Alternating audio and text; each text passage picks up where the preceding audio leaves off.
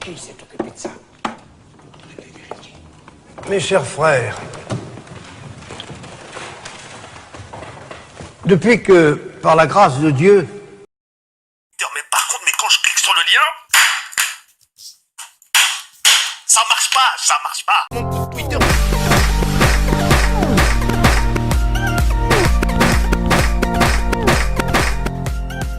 Difficile que rien dans l'histoire du monde ne laissait prévoir.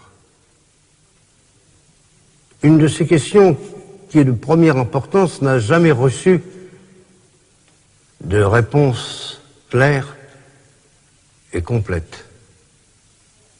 C'est elle qui nous réunit ici. Ces terres nouvelles ont des habitants qui ont été vaincus et soumis au nom du vrai Dieu. Cependant, depuis une trentaine d'années, des rumeurs se sont répandues en Europe, disant que les indigènes de Mexico et des îles de la Nouvelle-Espagne ont été très injustement maltraités par les conquérants espagnols.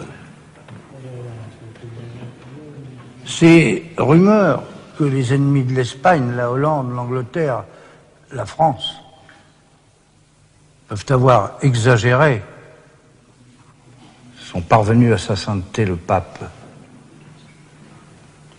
qui s'en est montré vivement ému, d'autant plus que ces traitements s'exerceraient au nom de notre sainte religion.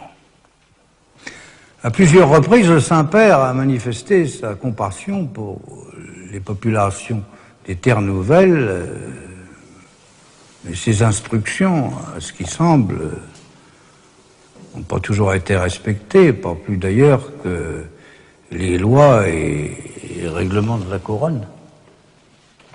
Aujourd'hui, le Saint-Père m'a envoyé jusqu'à vous avec une mission précise.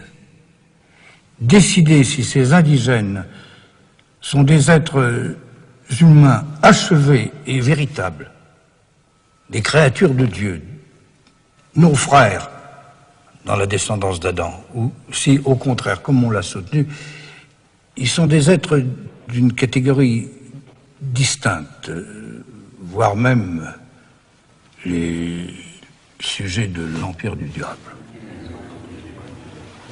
À la fin de notre débat, la décision que je prendrai sera ipso facto confirmée par le Saint-Père et deviendra par conséquent irrévocable.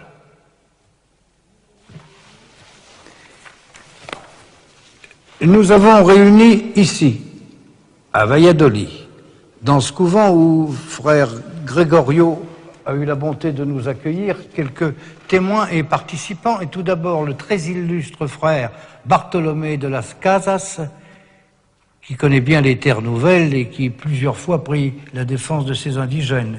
En face, nous avons Maître Sepúlveda lui-même. Ses œuvres philosophiques sont très bien connues. Son érudition et la pénétration de son esprit nous seront précieuses.